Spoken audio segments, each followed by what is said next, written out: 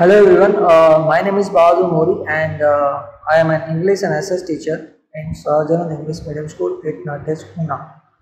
And today we start our new chapter, chapter number 4, standard 9, National Movements in India. Yeah. So here we are, I am going to read now introduction about the chapter.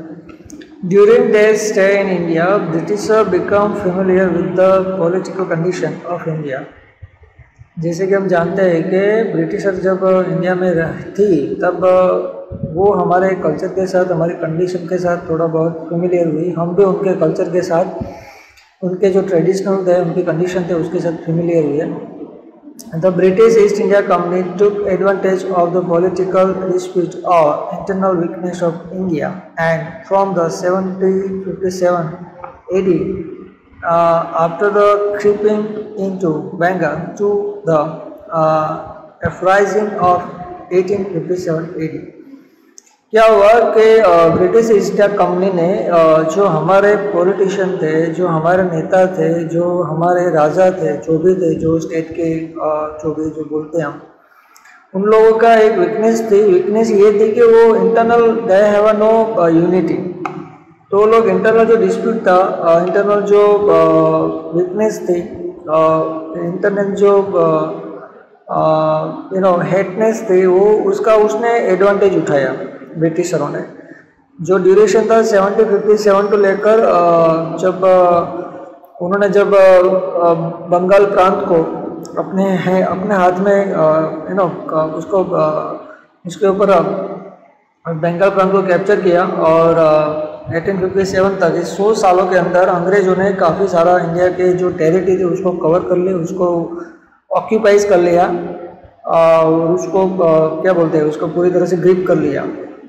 तो उसके बाद क्या होता है, it establish it's supremacy over India in 100 year of rule. सिर्फ 100 सालों के अंदर अंग्रेजों ने पूरे इंडिया में अपने सुप्रीमेसी यानी कि पूरा पावर अंग्रेजों ने सिर्फ 100 सालों में अपने हाथों में ले लिया पूरे इंडिया में। In order to maintain this supremacy the English gradually develop a strong administrative structure in the country. तो ये सारे जो पूरे इंडिया में उन्होंने अपना जो साम्राज्य एम्पायर स्प्रेड किया था, उनको स्टेबल तो रखना पड़ेगा, उसको सस्टेन तो रखना पड़ेगा। तो उसके लिए उन्होंने बहुत ही स्ट्रॉन्ग एडमिनिस्ट्रेटिव स्ट्रक्चर को क्रिएट किया। एडमिनिस्ट्रेटिव स्ट्रक्चर क्या होता है कि एक सिस्टम होता है जिसके थ्रू गवर्नमेंट अपना काम करती है, जिसमें एम्प्लॉयज़ आते हैं, गवर्नमेंट एम्प्लॉय जिसको बोलते हैं ना, सभी डिपार्टमेंट का अथॉरिटीज पर्सन होता है जो उसको प्रॉपरली हैंडल करते हैं। तो वो जो ऑपरेटर होता है, जो हैंडलर होता है, जो संचालक होता है, ठीक है, तो वो जो स्ट्रक्चर था एडमिनिस्ट्रेटिव, उसको पूरी तरह से पूरी कंट्री में स्ट्रांगली एस्टेब्लिश कर दिया। थ्रू दिस एडमिनिस्ट्रेटिव स्ट्रक्चर, इस एडमिनिस्ट्रेटिव स्ट्रक्चर की वजह से जो अंग्रेजों ने दिया है इंडिया को, in the ancient India has also administrative structure, but British structure is totally different compared to with our ancient Indian structure. Many kind of things like common law, common administration and legal system according to the British system came into exist.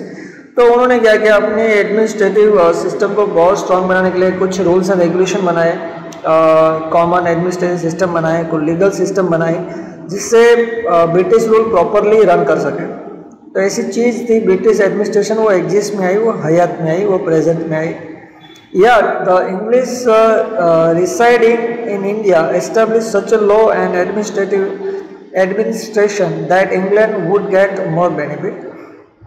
तो इसकी वजह से British east India company यानी England को बहुत ही ज़्यादा benefit हुआ, इस मिलने वाला था इस एडमिनिस्ट्रेशन सिस्टम की वजह से। At the cost of India, they made England prosperous and exploited India in the most. तो इस एडमिनिस्ट्रेटिव सिस्टम ने इस तरह से इंडिया पे रूल किया कि कोई समझ नहीं पाता था कि क्या कर सकता है। इस तरह से अपने टैलेंट से उन लोगों ने पूरी इंडिया को कवर कर लिया, ऑक्यूपाई कर लिया, उस पर कंट्रोल कर लिया और इंग्लैंड की प्रॉस्पेरिटी बढ़ाने लगे, इंग्लैंड को धनवान बनाने लगे at the cost of India. India के सारे नुकसान इंडिया को भुगतने पड़े और इंग्लैंड धनवान और धनवान बनता गया। तो here we going to know about the reasons and all that. तो बहुत किस तरह से इंडिया में नेशनल मूवमेंट जो स्वतंत्र आंदोलन जिसको बोलते हैं, किस तरह से इंडिया में स्वतंत्र आंदोलन की शुरुआत हुई, तो ये पूरी चीज़ है इस चैप्टर में, बहुत ही इंफॉर्मेटिव चैप्टर है this one. So first point is that of this chapter the great national uprising of 1857। तो जैसे कि आप जानते हैं, आपने इस स्टैंडर्ड में भी पढ़ा है कि 1857 का जो नेशनल मूवमेंट था, ठीक है, वो फर्स्ट स्वातंत्र संग्राम जिसको हम बोलते हैं, तो ये सबसे बड़ा अपराइजिंग मूवमेंट ऑफ 1857 है, सबसे पहले स्टार्ट हुआ। हम कहते थे इसी मूवमेंट में इंडिया यूनिट हुआ। तो इसके बारे में थोड़ा बहुत है यहाँ पे, let's know about that. Some of the factors that caused the uprising of 1857 were political dissatisfaction, economic exploitation, social and religious factor, military factor, and immediate reason like introduction of the Enfield rifle in the army. तो national uprising of 87 जो emerge हुआ, वो exist में आया, उसके काफ़ी सारे reason थे, उसमें काफ़ी सारे फैक्टर थे। उसमें से एक पॉलिटिकल डिससेटिस्फेक्शन था, जो राजकीय जो पॉलिटिकल डिससेटिस्फेक्शन था, लोगों के बीच में कुछ पॉलिसी थी, कुछ उनका जो रूल करने का तरीका था, उससे पीपल आर नॉट सेटिस्फाइड, तो वो पूरा पॉलिटिकल डिससेटिस्फेक्शन था। और उसके बाद इकोनॉमिक एक्सप्लॉयटेशन, तो इंडिया की कमर तोड़ दी, इंडिया के जो कॉटेज बिजनेस थे, इंडस्ट्रीज थे, वो पूरी तरह से एक्सप्लॉइट कर दिया, इंडिया की इकोनॉमी को पूरी तरह से तोड़ दिया। और तीसरा रीजन था सोशल और रिलीजियस। अब जो India as a religious country हम जानते हैं, ट्रेडिशनल और many things they follow like orthodox, तो पूरी अपनी जो मान्यता थी उसको तोड़ दिया अंग्रेजों ने। और इमीडिएट फैक्टर की अगर बात करें तो उन्होंने मिलिट्री में, अपनी आर्मी में रॉयल एनफील्ड राइफल को इंट्रोड्यूस किया, वो इमीडिएट रीजन बना 1857 अपराइजिंग का। Then Mangal Pandey was the first martyr of the uprising. तो इसको जरा हाईलाइट कर लो, मंगल पांडे थे वो सबसे पहले शहीद थे 1857 अपराइजिंग के, सबसे प्रथम शहीद जो मार्टरी बोलते हैं जिसको, तो वो मंगल पांडे थे।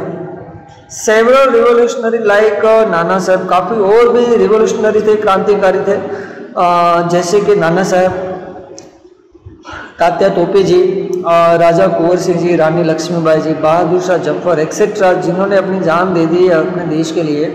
काफ़ी सारे रिवोल्यूशनरी थे 1857 में, टुक पार्ट इन इट, और इन सभी ने इस 1857 नेशनल अपराइजिंग में पार्टिसिपेट किया था। 1857 का विप्लव जिसको बोलते हैं, उसमें सबसे पहले मैट्रियस तो मंगल पांडे थे। Then the uprising of 1857 produced many effects among which are end of the company rules in India। तो इससे क्या हो गया पता है कि 1857 का जो रिवोल्ट था वो सक्सेस तो नहीं हुआ, मगर उसकी वजह से इंडिया में जो कंपनी रूल था वो खत्म हो गया। तो उसकी पहली इफेक्ट हुई कि कंपनी रूल था,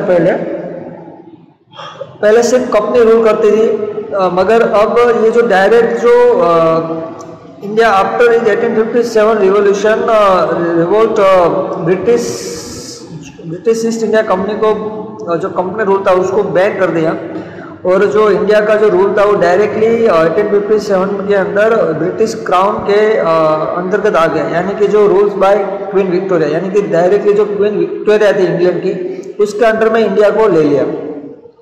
so change in administrative, military, social, religious policies. तो इसकी वजह से क्या हो गया कि जैसे ही ये मिलिट्री शासन खत्म हो गया, जो कंपनी रूल्स था वो इंडिया में खत्म हो गया 1857 के बाद, तो अभी इंडिया का जो डायरेक्ट अंडर आ गई रूल बाय क्वीन विक्टोरिया के, तो उसमें काफ़ी चेंजेस हुआ, एडमिनिस्ट्रेटिव जो सिस्टम एस्टेब्लिश हुई, मिलिट्री, सोशल, रिलीजियस सभी पॉलिसी में चेंजेस हुआ।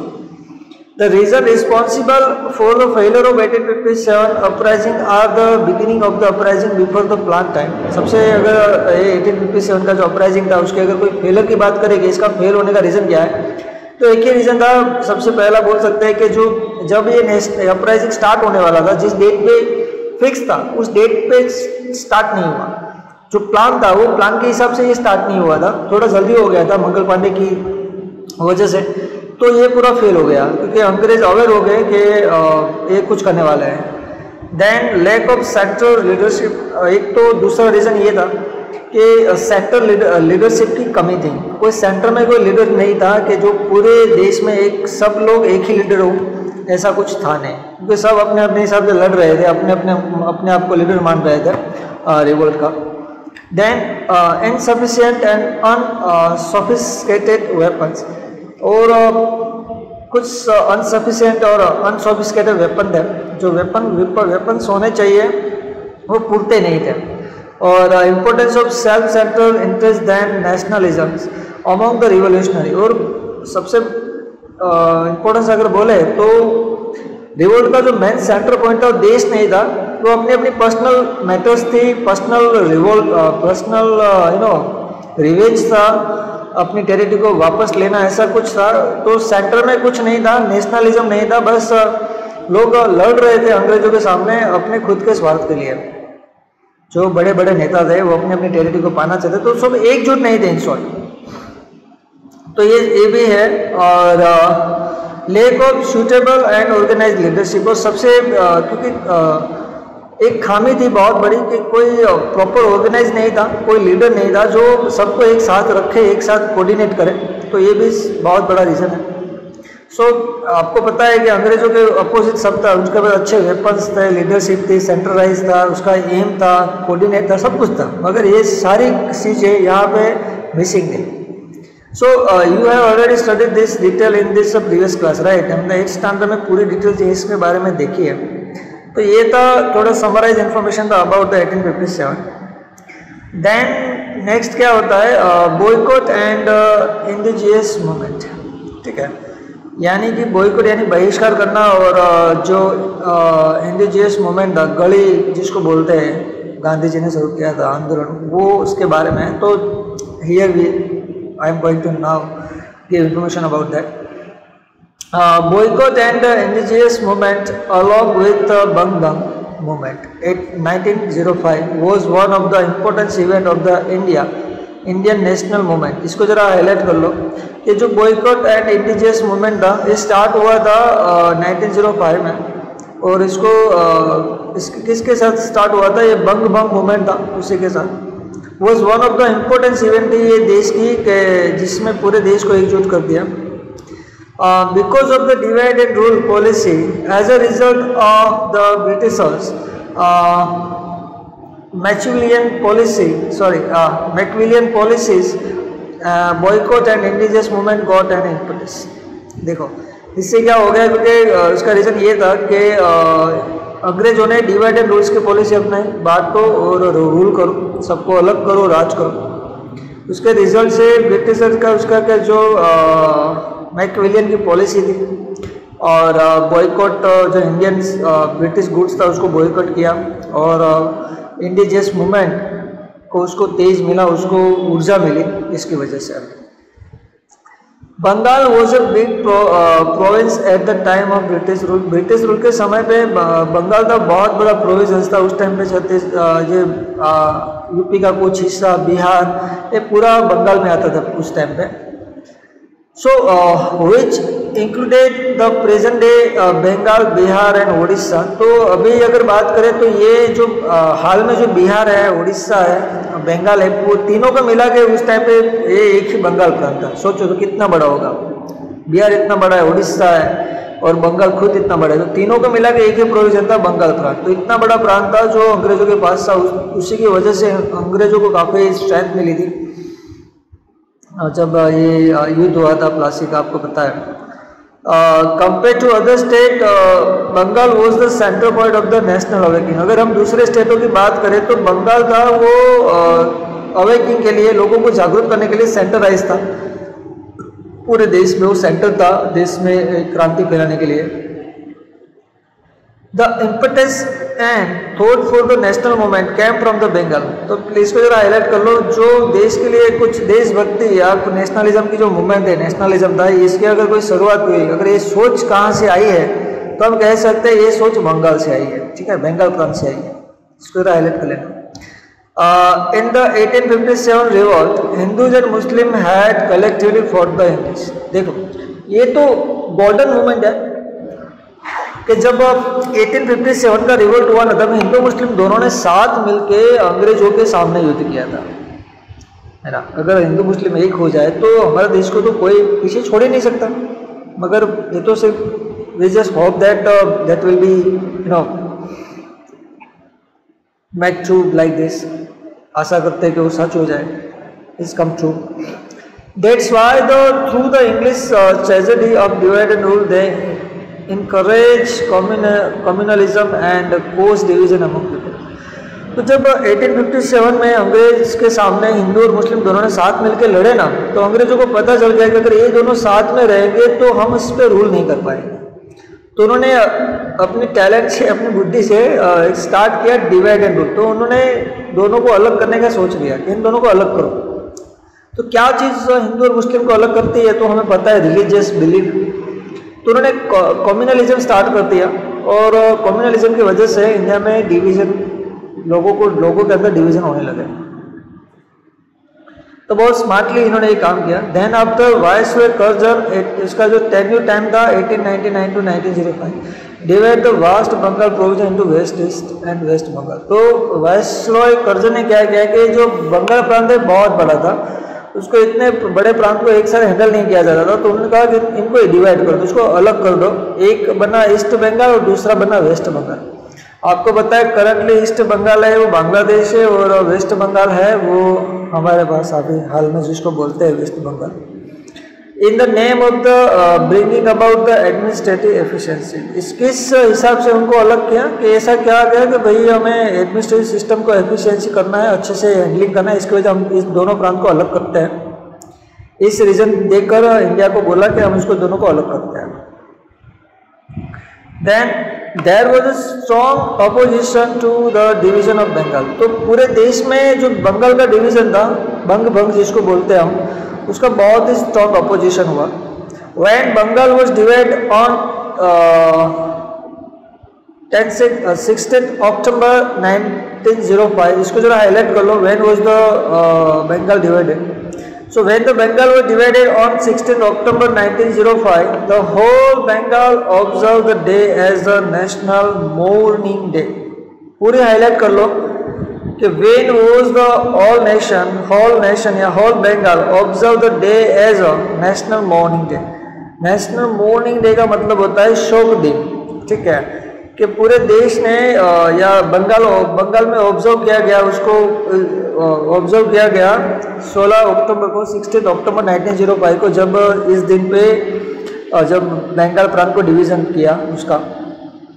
तो उसी दिन को जब बंगाल प्रांत का डिवीज़न हुआ, उसी दिन को नेशनल मॉर्निंग डे कहते हैं। और नेशनल मॉर्निंग डे है वो 16 अक्टूबर 1905 को हुआ था, 16 October 1905। The same day, an announcement about the boycotting all foreign goods and encouragement to the use the indigenous goods. Sorry for the indigenous good, that means Indian goods. वहाँ पे थोड़ी गलती थी मेरी, मैंने कुछ और बोल दिया था। That was sorry, indigenous good, that means Indian goods, हमारे देश में बनी हुई चीज़, उसको indigenous good बोलते हैं, ठीक है। जो इंडिया की बनी हुई चीज़ है उसी का यूज़ करो, और फॉरेन गुड्स को बॉयकॉट करो, उसको नकार दो, उसको मना कर दो, उसको रखो मत। तो इसकी वजह से उसी दिन पे अनाउंस हो गया 16 अक्टूबर 1905 को कि we are going to boycott the foreign goods and we accept our indigenous good. यानी कि जो देश में बनी हुई चीज़ है, इंडिया में बनी हुई चीज़ है, उसी का यूज़ करो और फॉरेन गुड्स को इग्नोर करो, उसको बॉयकॉट करो, उसको छोड़ दो। वो मेड वो हयात में not merely Bengalis but other Indians also began to believe that this division had been done to curtail the vociferous feeling of nationalism that was the catching up in India। यानी पूरे ना सिर्फ बंगाल में मगर पूरे देश में इसकी बहुत ही अपोजिट इफेक्ट हुई। पूरा देश एकजुट हो गया और सबों ने अपोजिट किया कि ये गलत चीज़ है, आप इंडिया को पूरी तरह से डिवाइड करना चाहते हैं, तोड़ना चाहते हैं, अपना और स्ट्रॉन्ग होना चाहते हैं। तो ये पूरी तरह से नेशनलिज्म में कन्वर्ट हो गया पूरे देश में। दैट डे, उसी दिन पे क्या हुआ कि Hindu and Muslim tied rakhi to each other in the entire Bengal to express the unity. इसको जरा हाईलाइट कर लो इसी दिन को जब ये बॉयकॉट किया फॉरेन गुड्स को, और जब ब्रिटिश ने अनाउंस किया 16 अक्टूबर 1905 को हम बंगाल को डिवीज़न किया, उसी दिन पे हिंदू मुस्लिम ने एक दूसरे से राखी बांधी और अपनी यूनिटी को शो किया कि हम एक है, आप कुछ भी कर लो, हम लोग अलग होने वाले नहीं हैं। तो ये बहुत ही ग्रेट मोमेंट होगा। मैं I think that was a great moment that happened in our India, when the Hindu and Muslim tied rakhi to each other. That is a great moment. I hope today we doing like this, so our country definitely get more and more progressive, but let's hope, right? Then this movement had three major characteristics. ये जो movement था indigenous boycott and indigenous goods movement का, ये वाला जो indigenous movement यानी कि foreign goods को बॉयकॉट करो, और इंडिजियस मूवमेंट यानी कि जो स्वदेशी अपनाओ, इंडिजियस मूवमेंट दैट मीन्स स्वदेशी, अपने देश में बनने वाली चीज़ उसको अपनाओ, ये जो मूवमेंट था, ठीक है, उसके मेन 3 कैरेक्टर थे। पहला था एडॉप्ट इंडिजियस प्रोडक्ट, स्वदेशी, यानी कि पहला सबसे मेन रीजन था कि अपने देश की चीज़ों को अपनाओ। सेकंड था बॉयकॉट फॉरेन गुड्स, यानी कि विदेशी गुड्स है, माल है, जो प्रोडक्ट है, उसको बॉयकॉट करो, उसको छोड़ दो, उसको यूज़ मत करो, उसको ले मत, उसको परचेस मत करो। एंड थर्ड था एडॉप्ट नेशनल एजुकेशन, यानी तीसरा था कि अपने स्वदेशी चीज़ को यूज़ करो, स्वदेशी एजुकेशन लो, और विदेशी एजुकेशन या विदेशी गुड्स को बॉयकॉट करो। These are the 3 main character of the movement of indigenous boycott and indigenous movement of the 3 characters. These are adopt the indigenous product, boycott foreign goods, and adopt national education. ठीक है, इसको जरा bracket कर लेना। Then India benefited a lot due to this Swadeshi movement, while the English industry was badly affected due to the boycott of foreign goods. तो इस movement से क्या हुआ, बॉयकॉट एंड इंडिजियस मूवमेंट से, कि इंडिया के जो स्वदेशी गुड्स थे उसको बहुत सारे प्रोडक्टिविटी बढ़ी, बहुत बेनिफिट हुआ, मगर उसके अपोजिट इंडिया को, इंग्लिश इंडस्ट्री को बहुत ही नुकसान भुगतना पड़ा, क्योंकि कोई भी इंडिया के जो पीपल थे कोई इंग्लिश की गुड्स ले ही नहीं रहे थे, सारे लोग स्वदेशी की तरफ आ गए थे। The cloth coming from the Manchester, जो इंग्लैंड का है, स्टॉप, जो इंग्लैंड से जो क्लॉथ आ रहे थे मैनचेस्टर से, उसको बैन कर दिया।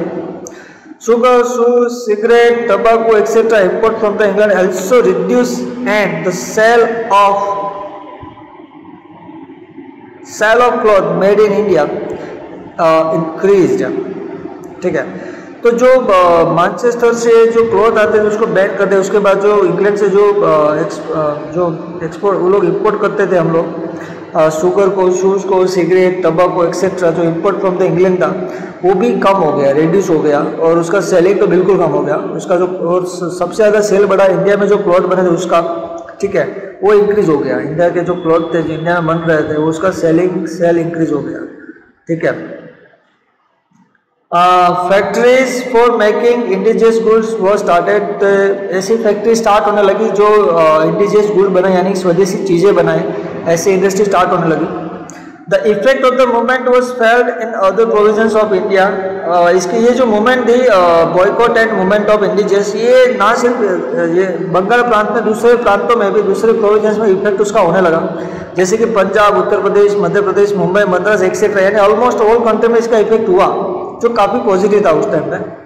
बिसाइड्स बंगाल तो बंगाल में तो था ही, मतलब उसके बाद पंजाब, उत्तर प्रदेश, मध्य प्रदेश, मुंबई, मद्रास एक्सेट्रा, गुजरात, सारे जगहों पे इसका मूवमेंट का इफेक्ट हुआ, ये बॉयकॉट एंड इंडिजियस मूवमेंट का। द इको ऑफ द स्वदेशी movement was felt in Gujarat to. तो जो इको था, उसका जो प्रत्याघात था, उसकी जो उसका इफेक्ट था, वो स्वदेशी मूवमेंट का इफेक्ट गुजरात में भी हुआ। The echo of the movement was also felt strongly in the British Parliament, and within a 6 year 1911, right, the division of Bengal was scrapped after the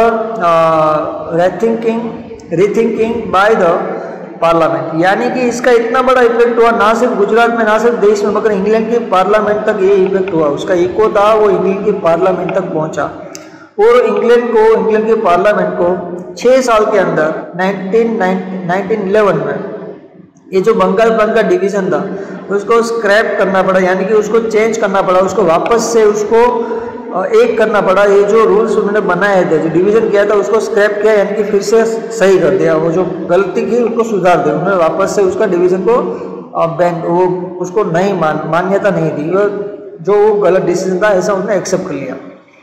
तो ये भी ब्रिटिश पार्लियामेंट में रीथिंकिंग हुआ कि हमें इसको हमें ये जो बैंक हमने जो डिवीज़न किया है बंगाल का, उसको हमने उसको वापस से वो करना पड़ेगा, ऐसे उसको मजबूर हो गए, क्योंकि इतना इफेक्ट हुआ था इंडिया के मूवमेंट की वजह से। ये जो इंडिजियस मूवमेंट है उसकी वजह से, स्वदेशी मूवमेंट जिसको बोलते हैं। This was a memorable victory by the Indians, a victory of the relentless united efforts। तो अगर हम बोले कि जो सबसे पहले हमारी मेमोरेबल विक्ट्री कौन सी है इंग्लैंड के सामने, अंग्रेजों के सामने, तो ये थी बॉयकॉट फॉरेन गुड्स, यानी boycott and indigenous movement of India. जो इंडिया में हुई थी स्वदेशी मूवमेंट, उसने हमारी सबसे बड़ी जीत हुई। इस मूवमेंट के कारण 6 साल तक चला ये मूवमेंट, और इस मूवमेंट से इंडिया में पूरे देश में नेशनलिज्म फैला, लोगों को जागरूक हुई और इंग्लैंड को अपना डिसीजन चेंज करना पड़ा, उसको स्क्रैप करना पड़ा। This was a not worthy victory of the new awaking against the English rule. ये सबसे बड़ी इम्पोर्टेंस विक्ट्री थी इंडिया की, जो लोगों में इंग्लिश के सामने अंग्रेज लोगों को अपोजिट करने के लिए, उसमें जागरूकता फैलाने के लिए ये बहुत बड़ी जीत थी, अवेकिंग थी, बहुत पीपल उसमें जागरूक हो गए। ठीक है, so now I have to post this video now, and next point, Muslim League 1905, we will continue the next section. I hope you got all point from my side, so please stay home, stay safe, take care, have a nice day, do revision more.